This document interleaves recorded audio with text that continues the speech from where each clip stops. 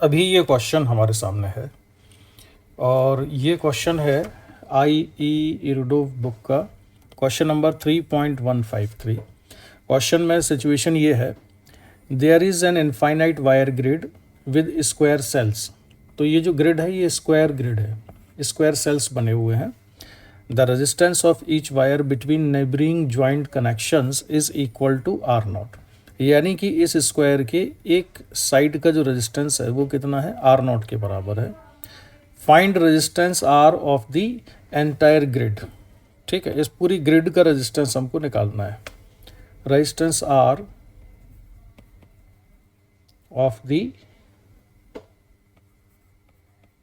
Grid, यानी इस grid का टोटल रेजिस्टेंस निकालना है। थोड़ा सा प्रिंट नहीं है यहाँ पर ये, तो इस पूरी ग्रिड का रेजिस्टेंस निकालना है हमको। कौन से पॉइंट्स के बीच में निकालना है, ये निकालना है ए और बी के बीच में।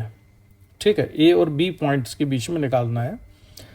और इसको कैलकुलेट करने के लिए हम यूज़ करेंगे प्रिंसिपल ऑफ सुपरपोजिशन और सिमेट्री, दो चीज़ें। प्रिंसिपल ऑफ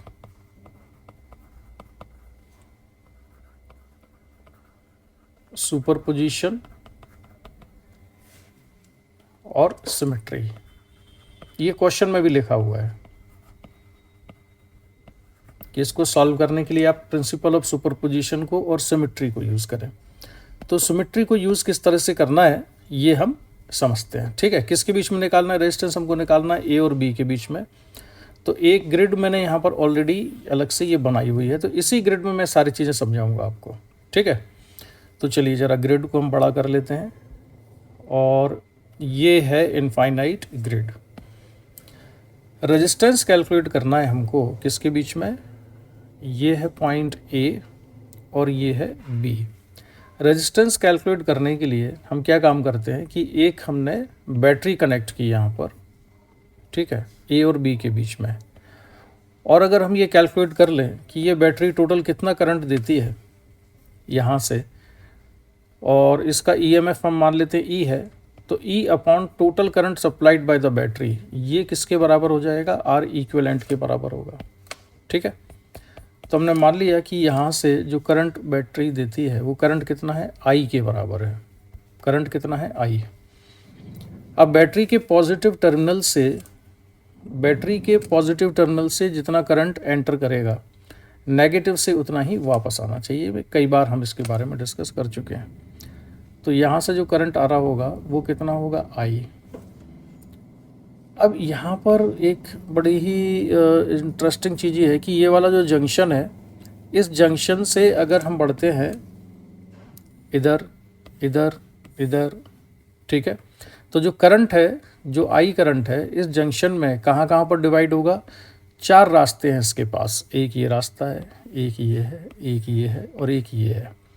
ये चला जाता है इनफाइनाइट तक, बहुत सारे कनेक्शन मिलेंगे। ये इनफाइनाइट तक चला जाता है, ये इनफाइनाइट तक जाएगा। लेकिन जो ये वाला रास्ता है ये ए से पहुंच जाता है डायरेक्टली बी पर, यानी कि बैटरी के नेगेटिव टर्मिनल पर।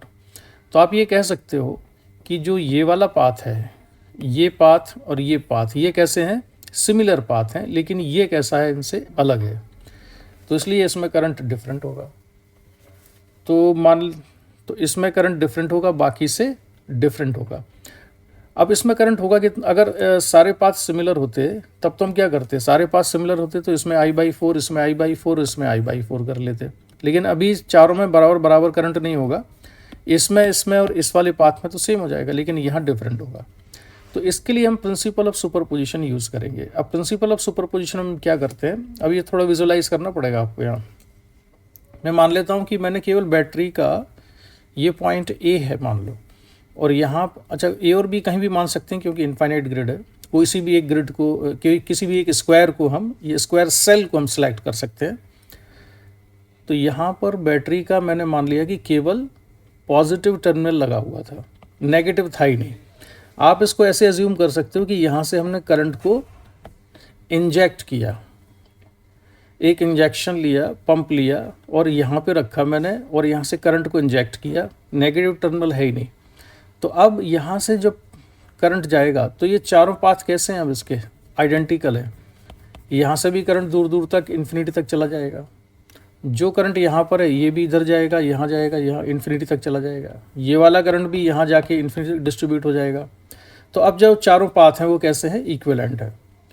तो अगर यहाँ से करंट जाता है I, तो इस करंट को हम कह सकते हैं कि इसमें कितना होना चाहिए I/4, इसमें कितना होना चाहिए I/4, यहाँ पर करंट आना चाहिए I/4 और इसमें भी करंट होना चाहिए I/4 के बराबर। ठीक है, अगर मैंने करंट को यहाँ से इंजेक्ट किया केवल, ठीक है, यानी बैटरी का केवल पॉजिटिव टर्मिनल है जो कि करंट को अंदर भेजता है, तो केवल करंट भेजा जा रहा है, अभी हम इमेजिन कर रहे हैं। इसके बाद क्या किया हमने कि ये जो बी पॉइंट बनाया हमने एक यहाँ पर, इसको ज़रा मैं थोड़ा और बड़ा कर देता हूँ, ये इसको बड़ा कर दिया हमने, चलो इसी को बड़ा कर देते हैं यहाँ तक, और एक ग्रिड एक्स्ट्रा बना लेते हैं, ये बना लिया हमने, एक ग्रिड नहीं सेल एक्स्ट्रा बना लिया, जिससे कि थोड़ी सिमेट्री हमको दिखने लगे। ठीक है, ये हमने बना लिया है यहाँ पर। चलिए, तो अब ये जो पॉइंट ए था, अब मैंने मान लिया कि ये है पॉइंट बी, और पॉइंट बी इस तरह से है कि यहाँ से करंट को हम केवल खींच रहे हैं, सक कर रहे हैं करंट को, यानी कोई डिवाइस है जो करंट को खींचती है, यहाँ से करंट को केवल खींचा जा रहा है, यानी कि यहाँ पे बैटरी का केवल नेगेटिव टर्मिनल है जो कि करंट को खींच रहा है, और इसमें कितना करंट आ रहा है I के बराबर। ठीक है, आप ऐसा मान सकते हो यहाँ पर कि अगर कोई पाइप होता, इस जंक्शन पर हमने एक डिवाइस लगाई जो कि पानी को खींच रही है और इन सभी में से पानी आ रहा है, तो जो वाटर आएगा इन सभी में चारों तरफ से कैसा आएगा, सिमिलर आएगा, बराबर बराबर पानी आएगा, यहाँ से भी, यहाँ से भी, यहाँ से भी, यहाँ से भी, क्योंकि सिचुएशन सिमेट्री की है। ये चारों पाइप कैसे हैं, सिमिलर है, आइडेंटिकल है। तो ऐसा एज्यूम करने पर अगर इसमें से करंट I आता है तो इसमें से कितना करंट आया होगा, इसमें से I करंट आएगा, इसमें से भी I आना चाहिए, इसमें से भी I आना चाहिए, और जो यहाँ पर एक ब्रांच होगी इसमें से भी I आना चाहिए, सॉरी I/4, I/4, I/4 और I/4 आना चाहिए। ठीक है, तो I/4 जा रहा होगा राइट में।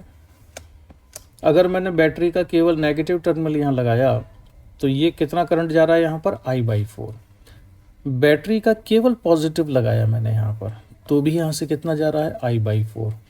तो अगर दोनों ही टर्मिनल हम यहाँ पर लगा दिए तो अब हम इन दोनों सिचुएशन को क्या करेंगे, सुपर इम्पोज करेंगे। सुपर इम्पोज करने का मतलब ये है कि जब केवल पॉजिटिव टर्मिनल लगाते हैं तो I/4 जाता है, जब केवल नेगेटिव टर्मिनल लगाते हैं तो I/4 जाता है। तो जब दोनों टर्मिनल लगे होंगे तो इसका और इसका सुपर पोजिशन हो जाएगा, यानी कि इस वाली ब्रांच में जो करंट जा रहा होगा कितना हो जाएगा, ये I/4 प्लस I/4, यानी कि कितना हो जाएगा, ये I/2 के बराबर। तो ए और बी के बीच में जो ब्रांच है, यहाँ से जाने वाला करंट कितना लेंगे हम, I/2 के बराबर। तो अगर ये करंट I/2 है तो अब इक्वेशन लिखना बहुत ही आसान है। यहाँ से मान लो मैं किरचॉफ लॉ से इक्वेशन लिख देता हूँ, तो ये E, यहाँ से हम आगे बढ़ते हैं, इसको क्रॉस करते हैं तो ये हो जाएगा E, फिर इस रेजिस्टेंस को क्रॉस किया तो हमने लिखा माइनस I/2।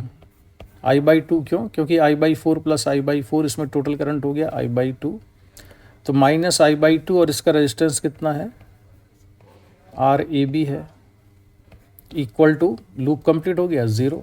कहाँ से कहाँ गए हम, यहाँ से यहाँ से यहाँ से यहाँ आ गए, और ये रेजिस्टेंस मिला केवल एक रास्ते में, वो है RAB।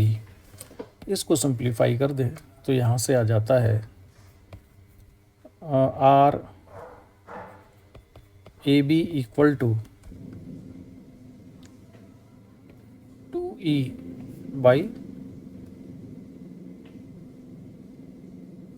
I, या RAB के बीच में जो रेजिस्टेंस गिवन था, एक सेल की एक ब्रांच का जो रेजिस्टेंस था, वो क्वेश्चन में कितना गिवन था हमको, R गिवन था, तो इसको लिखा मैंने R/2, और ये हो जाएगा E/I। ये होती है बेसिक डेफिनेशन रेजिस्टेंस की।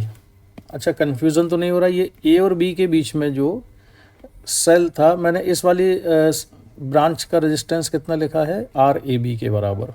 ये आर ए बी से अगर आपको ये इक्विवेलेंट रेजिस्टेंस की फीलिंग आ रही हो तो ये इक्विवेलेंट रेजिस्टेंस नहीं है, इसको मैं आर ही कर देता हूँ, फिर यहीं से लिख देता हूँ मैं इसको कि ये रेजिस्टेंस कितना है, आर के बराबर है। और टोटल रेजिस्टेंस क्या होता है, अगर हमने दो पॉइंट्स के बीच में एक बैटरी लगा दी है तो EMF of the battery divided by EMF of the battery divided by total current हो जाता है।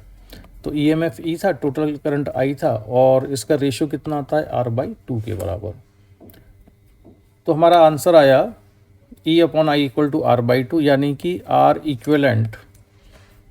इक्विवेलेंट रेजिस्टेंस की वैल्यू कितनी है, R/2 के बराबर है। तो इसमें हमने प्रिंसिपल ऑफ सुपरपोजिशन और सिमेट्री दो चीज़ें यूज़ की है। दोबारा से लास्ट में मैं इसको एक्सप्लेन कर देता हूँ कि मैंने किया क्या था। इसमें हमने किया ये है कि ए और बी के बीच में इक्विवेलेंट रेजिस्टेंस निकालने के लिए हमने एक बैटरी कनेक्ट की जिसका कि ईएमएफ ई के बराबर है। फिर हमने निकाला कि इसमें करंट कितना है, तो इसमें करंट कितना है, I/2। I/2 कैसे निकाला हमने, प्रिंसिपल ऑफ सुपरपोजिशन से। मैंने मान लिया कि बैटरी का केवल पॉजिटिव टर्मिनल है जिससे कि करंट केवल अंदर जाता है, बाहर नहीं आ रहा है। तो यहाँ से I/4 जाएगा, I/4, I/4, I/4, और टोटल करंट कितना दिया है इसने, I।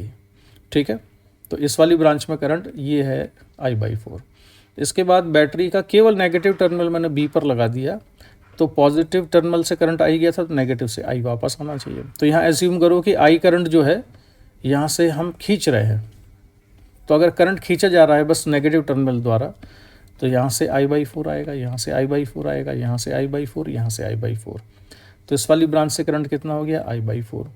अब अगर हमने दोनों टर्मिनल एक साथ कनेक्ट कर दिए हैं बैटरी के यहाँ पर, तो एक टर्मिनल लगाने पे I/4 यहाँ होता था, पॉजिटिव लगाने पर, नेगेटिव लगाने पर भी I/4 होता था। तो प्रिंसिपल ऑफ सुपरपोजिशन के अकॉर्डिंग जब दोनों टर्मिनल लगाएंगे तो करंट का हम यहाँ पर ये सम कर देंगे, तो ये हो जाएगा I/4 + I/4 I/2। तो टोटल करंट इस ब्रांच से जा रहा है I/2। फिर हमने किरचॉफ लॉ से एक इक्वेशन लिख दी, ये हो जाएगा +E - I/2R, और ये लूप कंप्लीट हो गया, तो =0। फिर रेशियो निकाला हमने E/I, तो E/I कितना था, R/2। E/I होगा इक्विवेलेंट रेजिस्टेंस, यानी EMF of the battery divided by current supplied by the battery. So this is the definition of resistance. So R equivalent is R/2। तो मुझे लगता है अब ये तुमको समझ में आ गया होगा। ठीक है, ये था क्वेश्चन 3.153 रडोफ का। अब तुम्हारा जो डाउट है वो ये है, तुमने जो डाउट पूछा था मुझसे, मेरे पास भेजा था सान्या, वो डाउट ये है। ठीक है, अब इसमें जो ये भी इनफाइनाइट ग्रिड है, इनफाइनाइट वायर ग्रिड है इसमें भी, लेकिन इसमें फ़र्क ये है इनफाइनाइट वायर ग्रिड में कि इसमें जो सेल हैं ये कैसे हैं, इक्विलेटरल ट्राइंगल हैं, और एक साइड का रेजिस्टेंस कितना है, R है। तो ए और बी के बीच में इक्विवेलेंट रेजिस्टेंस निकालना है। तो यहाँ पर भी तुमको करना यही है, केवल पॉजिटिव टर्मिनल एज्यूम करो यहाँ पर, फिर देखो कितना करंट जा रहा है। इसमें क्या होगा, करंट को कितने पार्ट्स में डिवाइड होगा, 1 2 3 4 5 6। इसी तरह से बैटरी का केवल नेगेटिव टर्मिनल जब हम यहाँ पर लगाएंगे तो करंट कितने जगह से आएगा, यहाँ 1 2 3 4 5 6। ठीक है, तो पिछला क्वेश्चन और अभी मैंने जो इसमें हिंट दिया है इसके बेसिस पे तुम खुद इसको सॉल्व कर सकते हो। तो इसको खुद सॉल्व करके और इसका आंसर मुझे बताना कि क्या आया तुम्हारा। ठीक है, तो मैं इसका डिस्कशन करता हूँ यहाँ पर कंप्लीट।